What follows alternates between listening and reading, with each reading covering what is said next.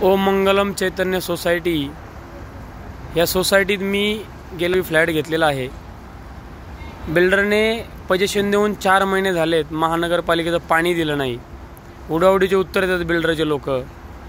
हे एसटीपीचं पाणी बेजबाबदारपणे असं रस्त्यावर सोडले, कोणाला रस्त्यावर येता येत नाही। सोसायटीच्या मध्ये लहान मुलं आहेत, का रोग होऊ शकतो। बिल्डरला फोन केला असता बिल्डर उडावडीचे उत्तर देतात, म्हणतात ते पाणी शुद्ध आहे।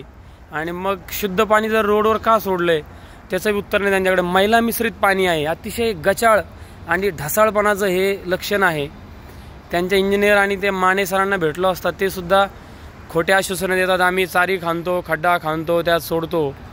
म्हणजे महानगरपालिका एवढी सुसज्ज आहे, एवढी चांगली आहे, वेल प्लॅन सिटी आहे आणि या सिटीमध्ये पैसे जोरावर हे बिल्डर लोकांच्या जीवाशी खेळत आहेत।